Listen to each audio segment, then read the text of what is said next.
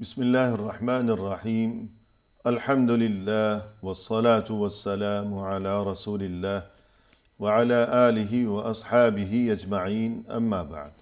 ناظرین کرام، السلام علیکم ورحمۃ اللہ وبرکاتہ۔ تفہیم دین کی اس بزم کے ہمراہ ہم آپ کی خدمت میں حاضر ہیں۔ آج کی اس ملاقات میں ہمارا موضوع گفتگو ہے صبر کے فوائد و ثمرات، یعنی صبر ایسی چیز ہے کہ اگرچہ یہ بہت ہی مشکل کام ہے، صبر سے کام لیتے رہنا، لیکن جو اس کا پھل ہے اور جو اس کے نتائج و ثمرات ہیں وہ یقیناً ہمیشہ انتہائی خوشگوار ظاہر ہوا کرتے ہیں، دنیا میں بھی اور پھر آخرت کی زندگی میں بھی۔ ہمارے ساتھ تشریف فرما ہیں محترم مہمان جناب شیخ طارق محمد ابراہیم صاحب۔ تو آئیے ناظرین، اس سلسلے میں انہی سے مفصل استفادہ کیا جائے۔ السلام علیکم شیخ۔ وعلیکم السلام ورحمۃ اللہ وبرکاتہ۔ ہماری محفل میں آپ تشریف لائے، جو کہ یقیناً ہمارے لیے بہت ہی باعث مسرت ہے۔ ہم آپ کا شکریہ ادا کرتے ہیں۔ جزاکم اللہ خیرا۔ جزاکم خیرا کثیرا۔ آمین یا رب۔ صبر کے فوائد و ثمرات دینی تعلیمات کی روشنی میں ارشاد فرمائیے گا۔ الحمد للہ والصلاة والسلام علی رسول اللہ صلی اللہ علیہ وسلم۔ اس کائنات کو جب اللہ تعالیٰ نے پیدا کیا جی تو اس میں اللہ تعالیٰ نے چند سنتیں جاری کی۔ آپ کہہ سکتے ہیں کہ اللہ تعالیٰ کے اس کائنات میں چند دستور ہیں، جی قوانین ہیں، جن کے بارے میں اللہ تعالیٰ نے قرآن میں فرمایا فَلَن تَجِدَ لِسُنَّةِ اللَّهِ تَبْدِيلًا وَلَن تَجِدَ لِسُنَّةِ اللَّهِ تَحْوِيلًا۔ آپ کبھی نہیں پائیں گے کہ اللہ تعالیٰ کا دستور بدلتا ہے، اور نہ کبھی پائیں گے کہ اللہ تعالیٰ کا دستور منتقل ہوتا ہے، تبدیل ہوتا ہے، وہ بدلنے والا نہیں، بدلنے والا اٹل نہیں، اٹل ہے بالکل۔ ان دستوروں میں سے ایک دستور جو ہے وہ مصیبتیں اور ابتلاءات ہیں۔ جی، یعنی مصیبتیں آتی ہی رہیں گی، وقت بر وقت آتی ہی رہیں گے، اور امتحان ہوتا رہے گا۔ اب ان مصیبتوں کے حکمتوں میں جانے سے پہلے میں دو بات، یا آپ کہہ سکتے ہیں کہ دو قاعدے یہاں میں ذکر کرنا چاہتا ہوں جو کہ مصیبتوں سے متعلق ہے۔ ایک تو پہلی بات ہے کہ انسان پہ دنیا کے بڑی سے بڑی بھی مصیبت آ جائے تو وہ اللہ تعالیٰ کے ساتھ ادب کا مقام اختیار کرے۔ ہم لوگ اکثر بات کرتے ہیں والدین کے ادب کے بارے میں، استاذوں کے ادب کے، بڑوں کے ادب کے بارے میں، لیکن ہو سکتا ہے اللہ تعالیٰ کے ادب میں زیادہ غور نہیں کیا، اس طرف توجہ نہیں جاتی کہ ایک اللہ تعالیٰ کے ساتھ بھی مخاطبت کا ایک ادب ہے، معاملت کا ایک ادب ہے۔ جہاں آپ پہ کوئی مصیبت آئے اور آپ جا کے لوگوں میں شکایت کرنے لگے، اور یعنی جب آپ کسی شخص کے پاس جاتے شکایت کرنا، آپ یہ چیز جانیں کہ آپ خالق کی شکایت مخلوق کے پاس کر رہے ہیں۔ لا حول ولا قوة۔ تو یہاں انسان کو جاننا چاہیے کہ یعنی اگر دنیا میں آپ دیکھ لیجئے کہ کسی کے ساتھ کوئی معاملہ ہوا اور وہ جا کر کسی دوسرے سے شکایت کر رہا ہے، صحیح، تو جب اسے خبر پہنچے گی کہ جس کی طرف سے یہ معاملہ ہوا ہے تو اسے یہ بات کس قدر ناگوار محسوس ہوگی۔ صحیح بات ہے کہ میں نے اسے کچھ کہا یا جو کچھ بھی ہوا، اب یہ جا کر دوسروں کے سامنے جو ہے یہ چرچا کر رہا ہے۔ صحیح بات ہے، تو یہی معاملہ اور یہی صورتحال یہاں بھی گویا کہ یاد رکھنا ضروری ہے بالکل کہ اگر کوئی خدا نہ خواستہ پریشانی ہے، پہلی بات تو یہ کہ ہر ایک کی دعا یہی ہونی چاہیے کہ اللہ تعالیٰ ہر پریشانی سے ہمیشہ محفوظ رکھے، کہ ہم کسی آزمائش کے قابل ہی نہیں ہیں، ہم کمزور ہیں، بالکل، ہمارا ایمان بھی کمزور، عافیت ہمیشہ مانگے انسان، ہمیشہ عافیت۔ لیکن اگر خدا نہ خواستہ کوئی پریشانی آ گئی تو اب اگر کسی دوسرے کے سامنے جا کر انسان گویا کہ شکوہ و شکایت کا معاملہ ہوگا تو گویا یہ تو اللہ کی طرف سے جو کچھ ہوا ہے تو اس کے خلاف یہ شکایت کر رہا ہے۔ بالکل، تو یہ بہت ہی بری بات اور ہے۔ یہاں انسان کو یہ بات یاد رکھنی چاہیے کہ اگر انسان جس دن سے پیدا ہوا اور مرتے دم تک اگر اس نے اپنی ساری زندگی ایک سجدے میں گزار دی، وہ اللہ تعالیٰ کا حق ادا نہیں کر سکتا ہے۔ جی سبحان اللہ۔ تو وہ یہ چیز ہمیشہ یاد رکھے کہ وہ رب ہیں، ہم معبود ہیں، وہ مالک ہیں اور ہم غلام ہیں، وہ جو چاہیں ان کا حق ہے ہمارے ساتھ کرنے کا، وہ ہم سے سوال کر سکتے ہیں، ہم ان سے سوال نہیں کر سکتے۔ جی تو اس مقام کو دل میں رکھنا چاہیے انسان کو جب بھی کوئی مصیبت آئے۔ جی سبحان اللہ. اور دوسری بات یہ ہے کہ انسان کو یہ یاد رکھنا چاہیے کہ اللہ تعالیٰ کے ہر احکام اور ہر مقدورات مقدر میں جو بھی بات اللہ تعالیٰ نے لکھی ہے وہ سب رحمت اور حکمت، اور اس میں بالکل ظلم نہیں ہے. جی اللہ تعالیٰ نے فرمایا وَمَا رَبُّكَ بِظَلَّامٍ لِلْعَبِيدِ. کبھی یہ آپ نہیں سوچیں کہ اللہ تعالیٰ نے آپ پہ یہ مصیبت لائی کیونکہ اللہ تعالیٰ پہ ظلم کرنا چاہتے ہیں. یہ اللہ تعالیٰ کو آپ سے محبت نہیں ہے. کبھی انسان یہ گمان ذہن میں نہ لائے. جی اللہ کی طرف سے ظلم کا کوئی سوال ہی نہیں. بالکل. اللہ کی طرف سے اپنے بندوں کے ساتھ جو بھی معاملات ہیں یا وہ عدل پر مبنی ہوں گے یا فضل پر مبنی ہوں گے. یا عدل ہوگا یا فضل ہوگا.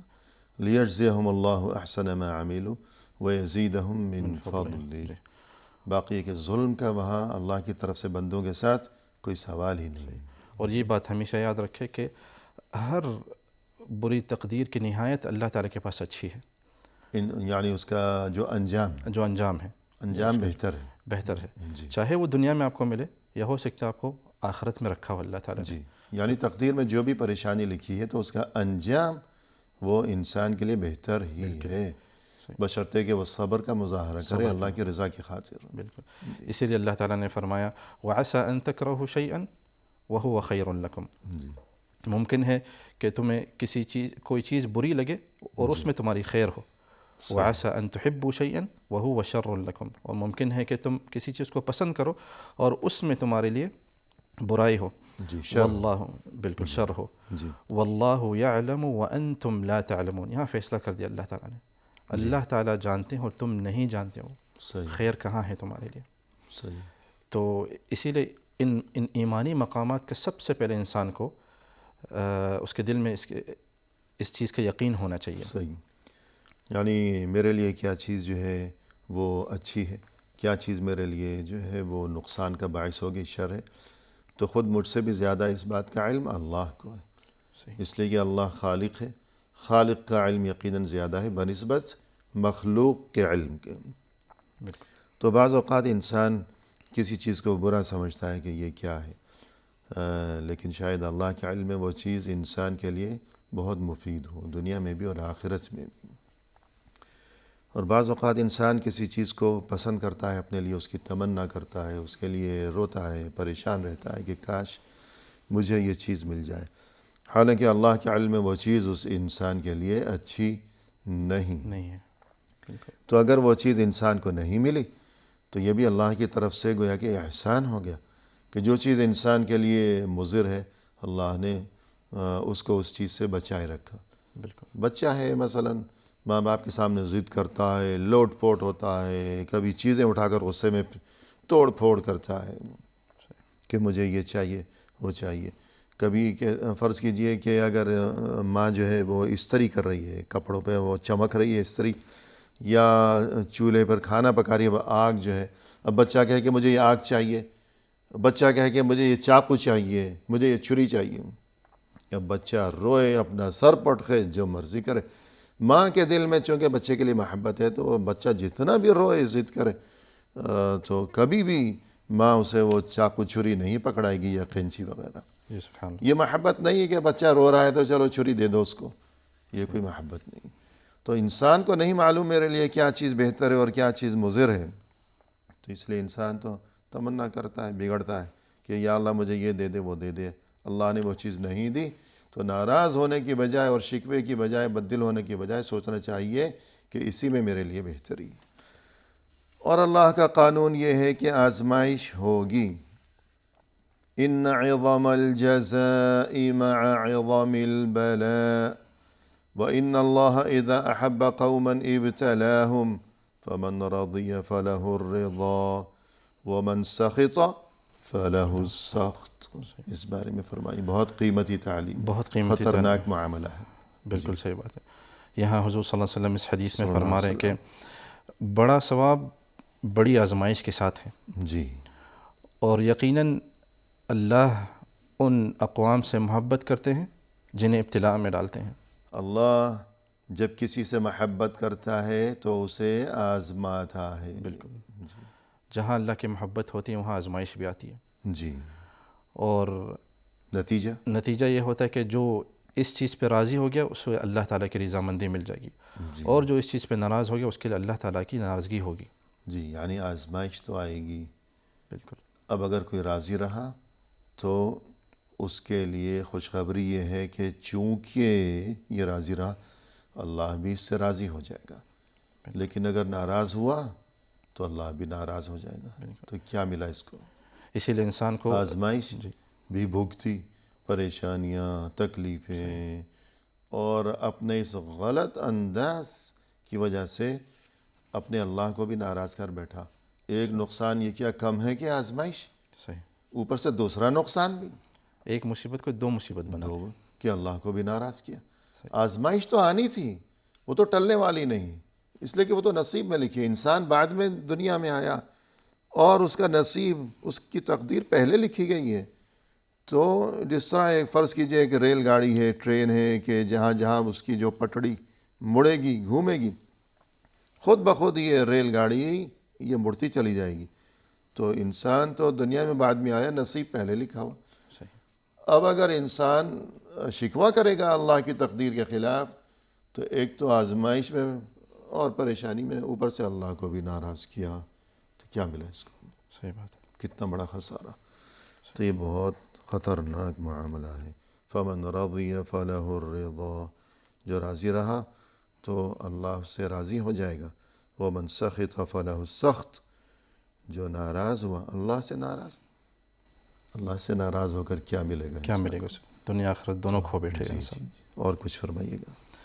اور اسی میں اللہ تعالیٰ، اگر ہم لوگ قرآن میں اور آیات، چند اور آیات کی طرف دیکھیں تو ہمیں یہ آیت بھی ملتی ہے جس میں اللہ تعالیٰ نے فرمایا تبارک الذی بیدہ الملک وہو علی کل شیء قدیر الذی خلق الموت والحیاة لیبلوکم ایکم احسن عملا وہو العزیز الغفور۔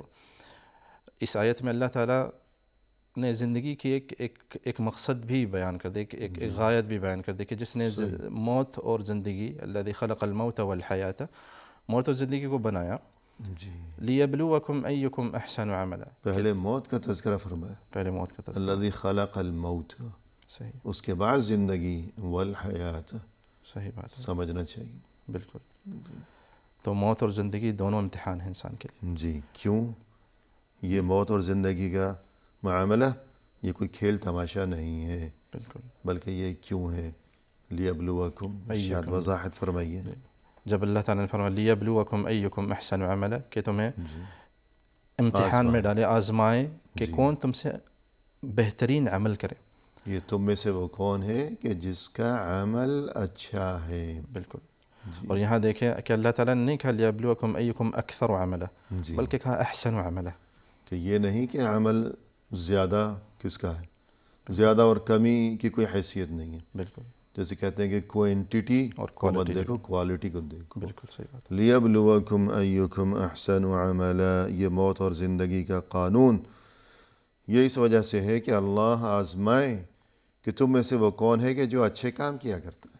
اللہ کو تو پہلے سے سب معلوم ہے کہ کون کیسے کام کرے گا، اور یہ کہ کس کے کرتوت کیسے ہوں گے اس دنیا کی زندگی میں، لیکن تاکہ اتمام حجت ہو جائے، ایک ثبوت سامنے آ جائے، قیامت میں کسی کو ثواب کسی کو عذاب، تو کوئی یہ نہ کہے کہ یہ کیوں ہے، ثبوت دنیا میں گویا کہ سامنے آ گیا کہ دنیا میں وہ کیا کر کے آیا۔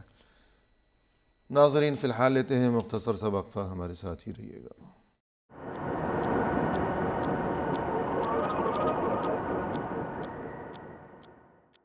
محترم ناظرین، وقفے کے بعد ہم حاضر خدمت ہیں۔ آئیے سلسلہ گفتگو کو مزید آگے بڑھایا جائے اپنے مہمان کی زبانی۔ شیخ، اللہ کا قانون یہ ہے جہاں ایمان ہوگا وہاں آزمائش بھی ہوگی۔ بالکل۔ احسب الناس ان یترکوا ان یقولوا آمنا وهم لا یفتنون، اس بارے میں فرمائیے گا۔ اللہ تعالیٰ نے اس آیت میں ایک اور قاعدہ بتا، ایک اور غایت بتا دی، جی، کہ کیا لوگوں نے یہ گمان رکھ لیا کہ وہ ایمان لائیں گے اور ہم ان سے امتحان نہیں لیں گے؟ جی، تو گویا کہ جہاں آپ ایمان لائیں گے وہاں لازم آپ کا امتحان ہوگا۔ صحیح، زندگی کے مختلف مراحل میں امتحان ہوں گے، مختلف طریقوں سے امتحان ہوں گے۔ صحیح، اور امتحان اس وجہ سے ہوگا تاکہ اس بندے کو پھر نوازا جائے۔ بالکل۔ یعنی کسی انسان میں اگر بڑی قابلیت ہوتی ہے، کوئی کہتا ہے کہ میں آپ کا یہ کام کروں گا، بہت اچھی طرح کروں گا، میں آپ کا مخلص ہوں، میں آپ کا فرما بردار بن کر رہوں گا، تو اس سب کا تقاضا یہ ہے کہ اسے اس کا بدلہ بھی دیا جائے گا۔ بالکل صحیح۔ اب یہ اس دعویٰ میں سچا ہے یا بس زبانی کلامی یہ دعوے دار بنا ہوا؟ اللہ کی طرف سے آزمائش جو ہے وہ بندے کو ستانے کے لیے نہیں ہے، بلکہ اس کو نوازنے کے لیے ہے کہ واقعہ یہ مومن ہے یا نہیں۔ تو مزید فرمائیے۔ اسی لیے اسی آیت کے آگے اللہ تعالیٰ نے فرمایا وَلَقَدْ فَتَنَّ الَّذِينَ مِن قَبْلِهِمْ فَلَيَعْلَمَنَّ اللَّهُ الَّذِينَ صَدَقُوا وَلَيَعْلَمَنَّ الْكَاذِبِينَ، سبحان کہ اللہ۔ بے شک ہم نے آپ سے پہلے بھی لوگوں کو امتحان میں ڈالا تاکہ اللہ تعالیٰ جان لے کہ کون سچا ہے اور کون جھوٹا ہے۔ جی اور جس طرح آپ نے پہلے بھی فرمایا اللہ تعالیٰ کے سابق علم میں ہے کہ کون سچا ہے کون جھوٹا ہے، لیکن اپنے آپ سے اپنے نفس کو، آپ کے نفس کو اپنے آپ پہ شہید بنانے کے لیے قیامت کے دن، گواہ بنانے کے لیے قیامت کے دن اللہ تعالیٰ یہ ان امتحانات اور اختبارات میں انسان کو ڈالتے ہیں۔ جی سبحان اللہ۔ اور یہ معاملہ ہو گیا ایمان کے بارے میں کہ جہاں ایمان ہوگا تو وہاں آزمائش بھی ہوگی۔ تو اسی طرح جو دنیا میں جو انسان کی انفرادی زندگی ہو، ذاتی زندگی ہو یا اجتماعی زندگی ہو، یا تمام جو یہ کائنات کا معاملہ ہے تو کائنات کی زندگی، تو جو بھی پریشانیاں یا آفتیں ظاہر ہوا کرتی ہیں بعض اوقات وقتاً فوقتاً، تو ہمیں یہ تعلیم دی گئی ہے کہ مسلمان ہونے کی حیثیت سے اور مومن کی حیثیت سے ہم اس بات کو سمجھیں اور ذہن نشین رکھیں کہ یہ سب تو اللہ نے پہلے سے ہی لکھ رکھا ہے۔ صحیح۔ تو اس ایمان کا نتیجہ یہ ہوتا ہے کہ پریشانی گویا کہ انسان کو وہ ہلکی محسوس ہوتی ہے، بالکل صحیح۔ تو ایک تسلی ہوتی ہے۔ تو یہ کیا معاملہ ہے کہ سب کچھ پہلے سے لکھ رکھا ہے، اس بارے میں فرمائیے گا۔ یہاں اکثر لوگوں کے پاس کچھ غلط فہمیاں ہیں کہ جی تقدیر سے متعلق جب ہم لوگ بات کرتے ہیں تو یہاں ایک بات کی وضاحت کرنا چاہوں گا کہ تقدیر اس باب میں اس کے دو اقسام ہیں ان کے۔ جی ایک ایسے مقدرات، ایک ایسے تقدیر جو کہ اللہ تعالیٰ نے لکھی ہے اور اس کو آپ نہیں بدل سکتے ہیں، جی اور یہ کونی تقدیر ہے جی، جو کہ اٹل ہے، بالکل اٹل ہے، اس میں کوئی تبدیلی نہیں ہونے والی۔ بالکل تبدیلی نہیں ہوتی، جس طرح کی زندگی اور موت ہے، صحیح۔ انسان کو کب پیدا ہونا ہے اور کب مرنا ہے وہ اس کے ہاتھ میں نہیں ہے، جی یہ سب اللہ تعالیٰ کے پاس ہے۔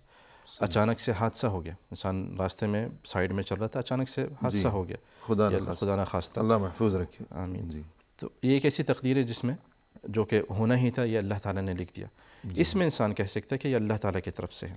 صحیح۔ اور اسی میں اللہ تعالیٰ نے فرمایا قرآن میں وَمَا أَصَابَ مِن مُصِيبَةٍ فِي الْأَرْضِ وَلَا فِي أَنفُسِكُمْ إِلَّا فِي كِتَابٍ مِن قَبْلِ أَن نَّبْرَأَهَا إِنَّ ذَلِكَ عَلَى اللَّهِ يَسِيرٌ، کہ کوئی بھی مصیبت جو کہ زمین میں ہو یا تمہارے نفس میں ہو، چاہے یعنی جان و مال میں ہو، جی زمین میں ہو، یعنی کہ قدرتی آفت آ گئی، سیلاب ہے، زلزلہ ہے، طوفان ہے وغیرہ وغیرہ، یا تمہاری اپنی جانوں میں ہو کہ کوئی جانی نقصان ہو گیا، کسی کا کوئی عزیز فوت ہو گیا مثلا، بالکل، تو کیا ہے معاملہ؟ تو اسی میں اللہ تعالیٰ نے کہا اللہ فی کتاب، من قبل ان نبرأہ، یہ ایک کتاب میں ہے جو کہ لوح محفوظ ہے، اس میں اللہ تعالیٰ نے لکھ دیا ہے جی اس مصیبت کے پیدا ہونے سے پہلے، جی من قبل ان نبرأہ ان ذلک علی اللہ یسیر، اور یہ بہت آسان ہے اللہ تعالیٰ پہ۔ جی اور اسی میں حضور صلی اللہ علیہ وسلم نے فرمایا کہ اللہ تعالیٰ نے کائنات کی تقدیر 50,000 سال پہلے، کائنات کو بنانے سے پہلے لکھ دی، جی صحیح، تو یہ وہ تقدیر ہے جو کہ کبھی نہیں بدلیں گے، جی اور جو کچھ اللہ تعالیٰ نے اس میں لکھا وہ ہو کے رہے گا، جی یہ اٹل ہے۔ اٹل ہے۔ اور اس بات کو یوں بھی بیان کیا جا سکتا ہے کہ یہ اس تقدیر سے مراد وہ کام ہے جو اللہ کے کرنے کے، بالکل، انسان کے کرنے یا نہ کرنے سے اس کا تعلق نہیں، یہ اللہ کے کرنے کے کام ہیں اور وہ اللہ کرے گا، یہ اللہ کے کرنے کے کام۔ سو اب یہ کہ لِكَيْ لَا تَأْسَوْا عَلَى مَا فَاتَكُمْ، جی، اور اسی میں جو دوسری قسم ہے تقدیر کی، ایسے اعمال جو کہ انسان کا اپنے کیے کرتوت سے ہوتا ہے، صحیح، یعنی انسان جانتا ہے کہ اگر میں چوری کروں گا تو مجھے سزا ملے گی، جی اگر میں شراب پیوں گا تو مجھے سزا مل سکتی ہے، اگر میں نماز پڑھوں گا تو مجھے ثواب ملے گا، بالکل، یعنی ایسے کام کہ جن کا تعلق بندوں کے کرنے سے ہے، بندوں کے اعمال سے، جانتا ہے کہ میں اگر فلان چیز کھاؤں گا میری صحت خراب ہو سکتی ہے. اب بندہ یا وہ کام کرے گا یا نہیں کرے گا, نہیں کرے یعنی وہ اٹل نہیں ہے. یہاں اللہ تعالیٰ نے انسان کو خود مختار بنایا. صحیح. اسی لیے اسی اختیار کی وجہ سے قیامت کے دن اس کا حساب و کتاب ہوگا. صحیح. تو یہاں آ کے انسان نہ کہے اللہ تعالیٰ کی وجہ سے ہوا, بلکہ اس کے اپنے کیے کرتوت کی وجہ سے ہوا, کیونکہ اللہ تعالیٰ نے اسے عقل دی, اسے دکھایا صحیح راستہ اور غلط راستہ, اسے اسباب بھی دیے. اب آپ نے اگر صحیح اسباب اختیار کیے تو آپ کا نتیجہ اچھا ہوگا, اور برے اسباب اختیار کیے تو آپ کا نتیجہ برا ہوگا. صحیح. تو یہاں آ کے انسان یہ نہ کہے کہ یہ کوئی بری چیز ہوگی, یہ اللہ تعالیٰ کی وجہ سے ہوا. جی. یہ کچھ غلط فہمیاں لوگوں میں اس طرح آ جاتی ہے. تو ہماری جو گفتگو ہے کہ وہ کام جو کہ اللہ کے کرنے کے ہیں, یعنی وہ اٹل ہیں, تقدیر کی وہ قسم کہ جس کا تعلق اللہ سے ہے تو اللہ سے اس کا تعلق ہے تو اللہ تو وہ کرے گا. صحیح. جبکہ تقدیر کی جو دوسری قسم کے جس کا تعلق افعال العباد سے ہے کہ بندوں کے کاموں سے, بندہ کبھی کرے گا کبھی نہیں کرے گا. تو ہماری گفتگو چل رہی ہے اللہ کی طرف سے ہے جو کچھ بھی ہے, لہذا صبر کیا جائے کیونکہ اللہ کی طرف سے جو ہے وہ ہو کر ہی رہے گا. اسی لیے اللہ اس چیز کا تقاضا یہ ہے کہ صبر کرے. جی بالکل. اسی لیے اللہ تعالیٰ نے فرمایا کہ لکی لا تأسوا علی ما فاتکم ولا تفرحوا بما آتاکم, کہ انسان غم نہ کرے جو چیز اس سے چھٹ گیا, جی, اور جو چیز دیا اس پہ اتنا خوش نہ ہو کہ وہ تکبر نہ کرے, کبر میں آ جائے. جی. یعنی اگر کوئی نقصان ہو گیا یا کوئی چیز اس سے سرے سے ملی ہی نہیں ہے یا ملی تھی پھر وہ اس سے چھن گئی, محروم ہو گیا, تو اب یعنی رنج و غم تو طبیعی چیز ہے. مالی نقصان ہو گیا خدا نخواستہ, یا جانی نقصان ہو گیا, کوئی عزیز جو ہے وہ وفات ہو گئی اس کی, تو طبیعی رنج و غم جو ہے یہ اس پر کوئی مواخذہ نہیں ہے, نہ اس پر کوئی ملامت ہے. لیکن گویا کہ اسی چیز کو لے کر جو ہے اب یہ کہ ایک روگ لگا لیا ہمیشہ کے لیے, یا ایک شکوہ و شکایت کرنے لگے, تو ایسا نہ ہو. کیوں؟ اس لیے کہ یہ سب کچھ تو پہلے سے لکھا ہوا ہے. تو اب رنج و غم جو ہے ظاہر اس کی ایک حد ہونی چاہیے. بالکل. اور اگر کوئی نعمت نصیب ہوئی ہے کسی کو تو نعمت کے موقع پر خوش ہونا یہ تو ایک طبعی معاملہ ہے, لیکن اس پر اترانا, تکبر دکھانا اور یوں سمجھنا کہ تو میرا اپنا کمال ہے اور میں تو بڑا بن گیا آدمی اور باقی سارے تو بس ایسے ہی ہیں, تو ایسا نہ کریں, کیونکہ یہ اللہ کی طرف سے ہے اور اللہ نے پہلے سے لکھ رکھا تھا کہ تمہیں یہ نعمت ملے گی, تو تمہارا اپنا کیا کمال ہے. لہذا خوشی میں بھی حد کے اندر رہیں. تو اس سے یہی سمجھانا مقصود ہے کہ غم ہو یا یہ کہ نعمت ہو, خوشی ہو, تو سب کچھ اللہ کی طرف سے ہے. تو انسان صبر سے کام لے غم کے موقع پر. بالکل. تو یہ معاملہ ہے اور یہ ہمارا موضوع گفتگو ہے. اسی طرح فرمایا قرآن کریم میں ما اصاب من مصیبت الا باذن اللہ, اس بارے میں فرمائی. اور جب یہ صورتحال ہوگی کسی کی تو اس کی قلبی کیفیت پر کیا اثرات مرتب ہوں گے. بالکل. اس آیت میں بہت عظیم ایک خوشخبری اور تسلیت ہے, تسلی ہے مومنین کے لیے کہ جو بھی مصیبت ہو انسان کی زندگی میں آتی ہے وہ اللہ تعالیٰ کے حکم سے آتی ہے. صحیح. تو انسان مکمل طور پہ یعنی دل میں ایک طمانینت لا دے کہ جو بھی مصیبت ہے وہ اللہ تعالیٰ کے اسے نصیب ہو جاتا ہے. بالکل. کہ اللہ کی طرف سے. صحیح. وَمَن يُؤْمِن بِاللَّهِ يَهْدِ قَلْبَهُ, اور جس کے دل میں یہ ایمان آ گیا اللہ تعالیٰ اس کے دل کو ہدایت دے دیں گے. جی, اس کے دل کو سکون نصیب ہو جاتا ہے, اسے ہدایت نصیب ہو جائے گی. یعنی جو اصل اور درست اس بارے میں تصور ہونا چاہیے تو گویا کہ وہ تصور اسے نصیب ہو جائے گا. بالکل. اور جہاں یہ ایمان کم ہو گیا, کمزور ہو گیا, وہ پریشانی اس کے دل میں داخل ہو جاتی ہے اور اسے ثبات نہیں ملتا اس میں. یعنی جب اس کے دل کو اس بات کا یقین ہو گیا کہ یہ اللہ ہی کی طرف سے, یہ تو ہونا ہی تھا, تو اب گویا کہ اس کے دل کو سکون آ جاتا ہے. بالکل. اور یہ سکون, قلبی سکون, بہت بڑی نعمت ہے. اور یہ کہ پریشانی اور پریشانی کے موقع پر صبر جو کہ ہمارا موضوع ہے, تو اس بارے میں جو ہے مزید کچھ یعنی پریشانی کے موقع پر کیا کرنا چاہیے بطور مسلمان, کچھ فرمائیے گا. بالکل. جہاں بطور مسلمان ہر مسلمان کو یہ جاننا چاہیے کہ مصیبت کے وقت ایک ہی راستہ اس کے پاس جو کہ اللہ تعالیٰ سے گر گڑا کر التجا کرنا اور دعا کرنا. یعنی ما بعض اوقات جو ہے غصے میں بچے کو مارتی بھی، جی لیکن بچہ جب چھوٹا ہوتا ہے، جب بڑا ہو جاتا ہے تب تو ذرا ہوشیار ہو جاتا ہے، بھاگتا ہے ادھر ادھر، دیکھتا ہے ماں غصے میں ہے تو چھپ جاتا ہے. لیکن جب چھوٹا ہوتا ہے کہ ابھی اس نے مکاری ہوشیاری سیکھی نہیں ہے، ماں اسے مار رہی ہے، لیکن ہم دیکھتے ہیں کہ اتنا ہی بچہ پھر ماں کو چپٹ رہا ہے. جی سبحان ماں اسے مار رہی ہے، بچہ جو ہے الٹا ماں ہی کی گود میں گھس رہا ہے بھاگنے کی بجائے. تو مومن کا یہی حال ہونا چاہیے اپنے اللہ کے ساتھ. صحیح کس طرح؟ سب فلولا سے اذ بہترین جاءهم بأسنا تضرعوا. صحیح جی اللہ تعالیٰ نے قرآن میں حکمت بھی بتائی اور وجہ بھی بتائی کہ مصیبتیں آنے کے جو سبب ہے کہ اللہ تعالیٰ کیا چاہتے ہیں بندے سے. فلولا اذ جاءهم بأسنا تضرعوا، جب انہیں ہماری مصیبت آئی، ہماری طرف سے تکلیف آئی تو یہ لوگ اللہ تعالیٰ کی طرف عاجزی سے راجع ہو گئے. جی اب جو بھی قسم کی تکلیف ہے یا جی بیماری یعنی ہے، یہ ذکر فرمایا کہ جب مصیبت ان کے پاس آ پہنچی تھی ہماری طرف سے، تو انہوں نے ہماری طرف رجوع کیوں نہیں کیا؟ صحیح یعنی اولاً تو مصیبت اس وجہ سے ہے کہ بندے جو ہیں وہ سیدھے ہو جائیں، وہ اللہ کے ساتھ اپنے تعلق کو درست کرنے کی فکر کریں، کوشش کریں. اور پھر اس میں یہ سبق ہے کہ اگر مصیبت آ گئی ہے تو اس سے نجات کا طریقہ یہی ہے کہ اللہ کی طرف رجوع کیا جائے کہ میرے معاملات میرے اللہ کے ساتھ کیسے ہیں، میں اللہ کا فرما بردار ہوں یا بگڑا ہوا انسان ہوں، نافرمان. تو مصیبت کے وقت میں سب سے پہلا طریقہ یہ ہے کہ اللہ کی طرف رجوع کیا جائے. تو گویا کہ ایک تعلیم یہ ہے کہ ہماری گفتگو چل رہی ہے کہ پریشانی کے موقع پر مومن کو کیا کرنا چاہیے، صبر کرنا چاہیے. تو اسی گویا لیے کہ پہلی بات یہ کہ اللہ کی طرف رجوع کیا جائے. صحیح اسی لیے کہ انسان بجائے کہ لوگوں کو شکایت کرے، رات کی تاریکوں میں کھڑے ہو کے اللہ تعالیٰ کے سامنے کچھ آنسو بہائیں، جی اپنے ہاتھ اٹھائیں اور گڑ گڑائے، راجع ہو اللہ تعالیٰ کی طرف. کیوں اللہ تعالیٰ اس کی مصیبت نہیں ٹالیں گے؟ اور کہتے ہیں کہ جو اللہ کے سامنے روتا ہے پھر اسے دنیا کے سامنے رونے کی ضرورت پیش نہیں ہے. بالکل صحیح.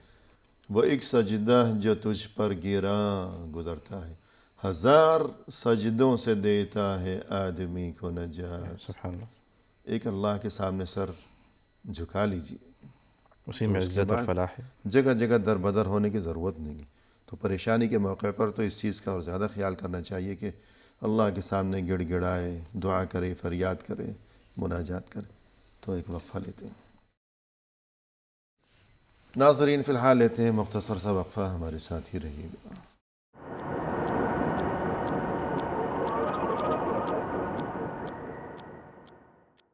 ناظرین اکرام، وقفے کے بعد ہم حاضر خدمت ہیں. آئیے سلسلہ گفتگو کو اب پائے تکمیل تک پہنچایا جائے اپنے محترم مہمان کی زبانی. شیخ، قرآن کریم میں یہ جو ارشاد ہے وَظَنُّونِ إِذْ ذَهَبَ مُغَاضِبًا فَظَنَّ أَن لَّن نَّقْدِرَ عَلَيْهِ فَنَادَى فِي الظُّلُمَاتِ أَن لَّا إِلَٰهَ إِلَّا أَنتَ سُبْحَانَكَ إِنِّي كُنتُ مِنَ الظَّالِمِينَ. مصیبت کے وقت کیا کیا جائے؟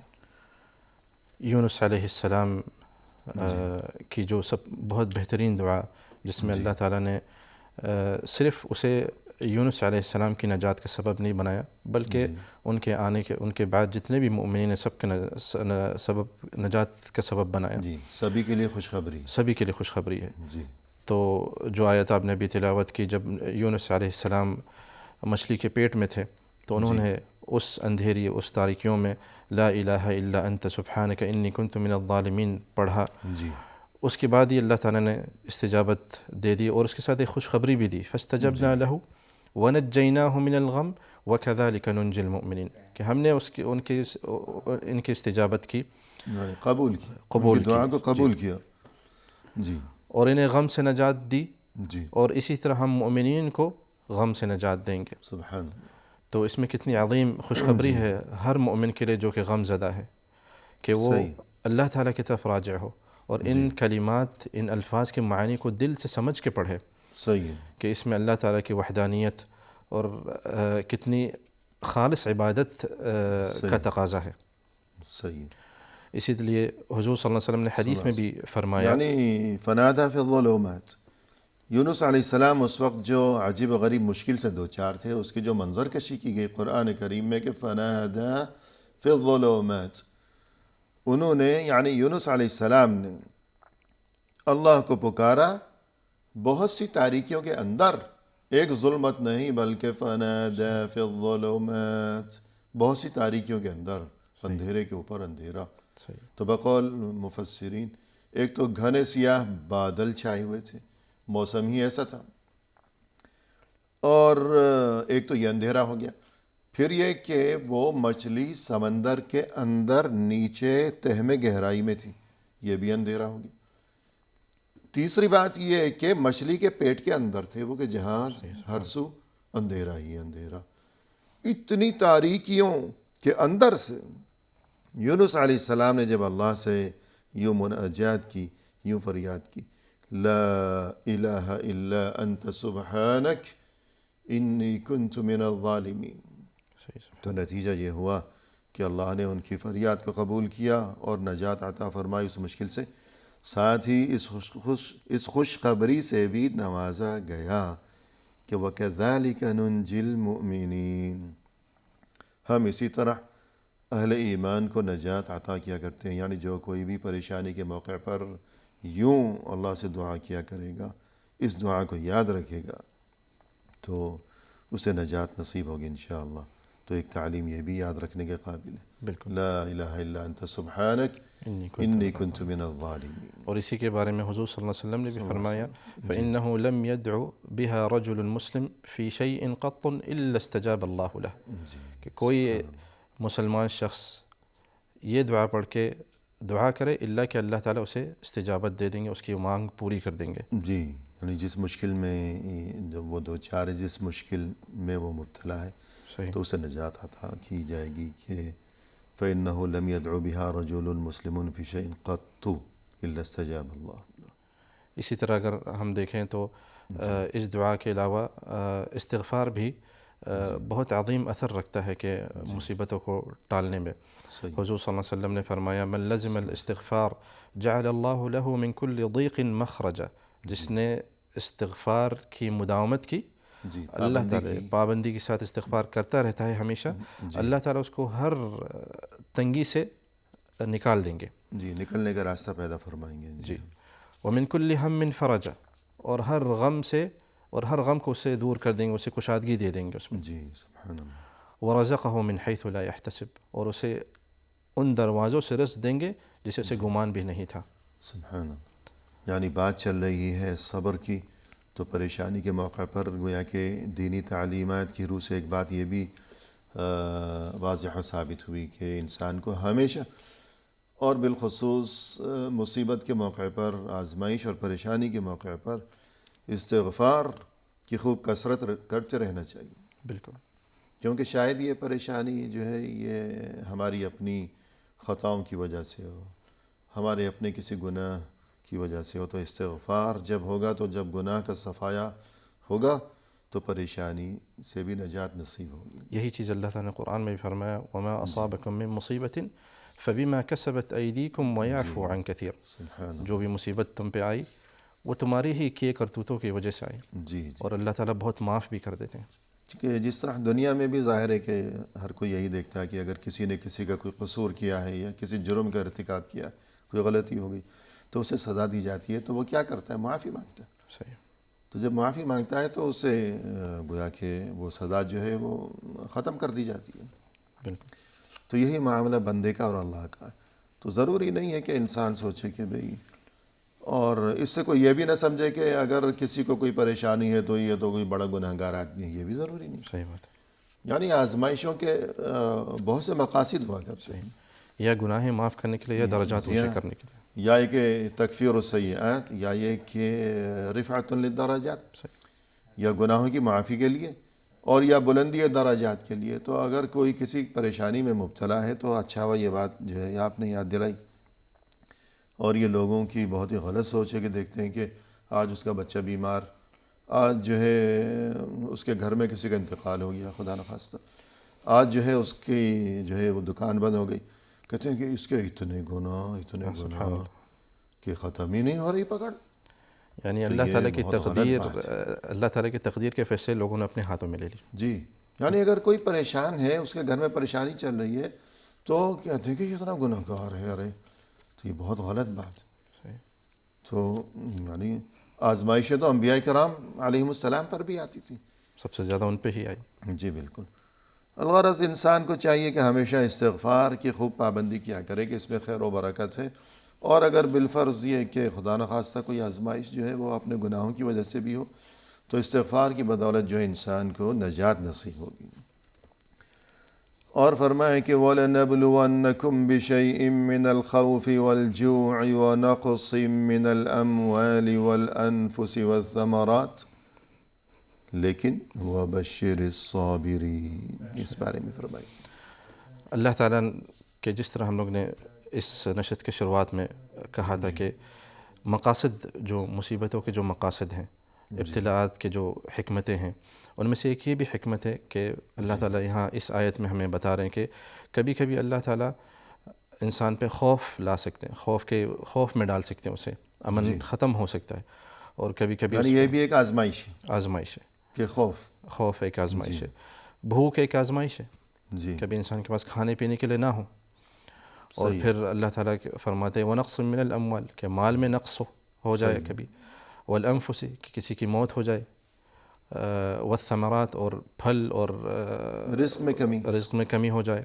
جی ان سارے مصیبتوں کے آخر میں اللہ تعالیٰ کی بشارت اور خوشخبری دے رہے. وَبَشِّرِ الصَّابِرِينَ کتنا سبحان اللہ کتنا عظیم مقام ہے اور کتنی عظیم آیت ہے.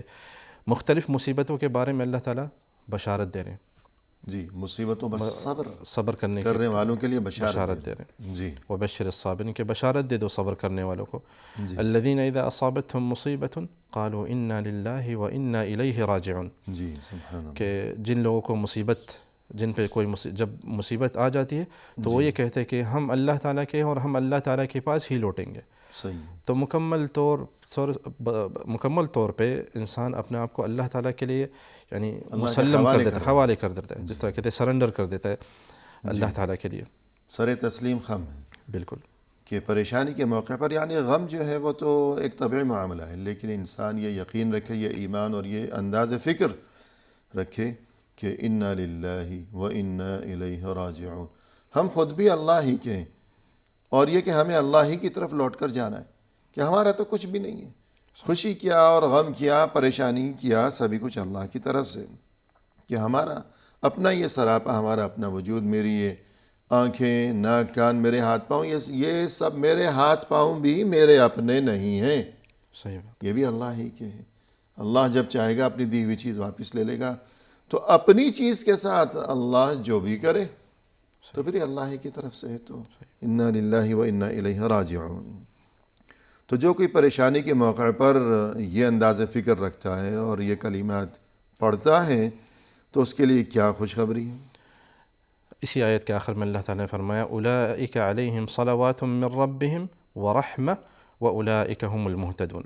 بے شک ان لوگوں پہ اللہ تعالیٰ سے، جب ہم کہتے ہیں کہ اللہ تعالیٰ سے صلوات ہے، اس سے مراد کہ اللہ تعالیٰ انہیں اپنے فرشتے کے سامنے ان کا ذکر کریں گے. جی ان کے لیے اللہ کی طرف سے رحمتیں ہیں. جی. اور وہی ہدایت یافتہ ہے. وہی ہدایت یافتہ ہے کہ یہ جن کا انداز فکر یہ ہو کہ پریشانی کے موقع پر شکوہ و شکایت کی بجائے گویا کہ انا للہ و انا الیہ راجعون، اور اس کے بعد معاملہ اللہ کے حوالے کر دیا. بالکل. تو اللہ نے یہ خوشخبری سنائی ہے کہ ان کے لیے اللہ کی طرف سے رحمتیں، اور یہ کہ سیدھے راستے پر یہی ہیں. صحیح. ورنہ کہ جس کا انداز پریشانی کے موقع پر اس سے مختلف ہو وہ گویا کہ ہدایت کے راستے پر نہیں، وہ غلطی پر. اسی طرح ہمیں یہ خوشخبری دی گئی ہے کہ بعض اوقات انسان کو اگر کوئی پریشانی پہنچتی ہے، وہ کیسی ہی پریشانی ہو، کسی بھی شکل میں ہو، جسمانی پریشانی ہو، ذہنی صدمہ ہو، نفسیاتی معاملہ ہو، جو کچھ بھی ہو، تو بہرحال انسان کے لیے، مومن کے لیے اگر وہ صبر سے کام لے گا تو مومن کے لیے یہ پریشانی اس کے لیے گناہوں سے پاکیزگی کیا سبب بن جائے گی. بالکل. اس بارے میں فرمائیے. حدیث میں حضور صلی اللہ علیہ وسلم نے فرمایا ما يصيب المسلم من نصب ولا وصب ولا هم ولا حزن ولا أذى ولا غم حتى الشوكة يشاكها إلا كفر الله به خطاياه. إلا كفر الله بها من خطاياه. جی. کہ کوئی بھی مسلمان کو کوئی تکلیف یا کوئی رنج یا کوئی غم یہاں تک کہ اسے ایک کانٹا چبھ جائے جی اللہ کہ اللہ تعالیٰ اس کے گناہیں اس سے معاف کرتے ہیں. سبحان اللہ. یعنی اس میں جو تذکرہ، جو الفاظ اور جو انداز رسول اللہ صلی اللہ علیہ وسلم کی طرف سے، کہ غور کیجئے کہ کتنا عجیب معاملہ ہے کہ مسلمان کو اگر کوئی فرمائے کہ نصب وصب، یعنی نصب اور وصب یعنی جسمانی تکلیف، کوئی بیماری ہے، کوئی چوٹ لگ گئی ہے، اور اس کے بعد کہ ولا ہم ولا حزن، کہ غم، کوئی رنج ہے، اور اس چیز کا تعلق ہے نفسیاتی صدمہ.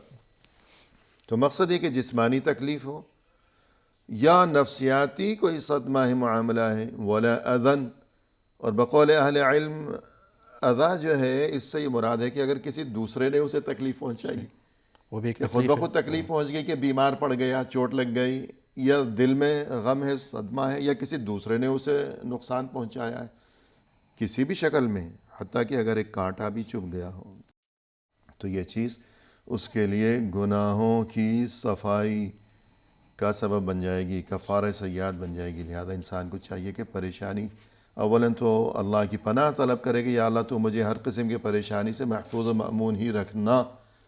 لیکن اگر پریشانی آ گئی تو مسلمان ہونے کی حیثیت سے ہمیں یہ چاہیے کہ ہم یہ سوچیں کہ یہ چیز ہمارے لیے کفارہ سیئات ہے، یعنی گناہوں سے معافی کا معاملہ ہے. ایک اور حدیث میں بھی پروگرام کے اختتام پر ہم تہہ دل سے آپ کا شکریہ ادا کرتے ہیں کہ آپ تشریف لائے، اور یہ کہ آپ نے عمدہ اور دل نشیں انداز میں رہنمائی فرمائی. ہماری دعا ہے کہ اللہ تعالیٰ آپ کے علم میں، آپ کے عمل میں اور آپ کی عمر میں مزید خیر و برکت عطا فرمائے. جزاکم اللہ خیر. آمین و جزاکم خیرا. آمین یا رب. اور اسی کے ساتھ ناظرین اکرام، اختتامی موقع پر تہہ دل سے ہم آپ کا بھی شکریہ ادا کرتے ہیں کہ آپ نے ہمارا یہ پروگرام دیکھا، اور اس دعا کے ساتھ کہ اللہ تعالی ہم سبھی کو دین و دنیا کی ہر خیر و خوبی سے نوازے، اور یہ کہ دنیا و آخرت کی ہر آفت، ہر مصیبت، ہر پریشانی سے اللہ تعالی ہم سبھی کو ہمیشہ اپنی حفظ و امان میں رکھے. فی امان اللہ. وآخر دعوانا ان الحمد للہ رب العالمین.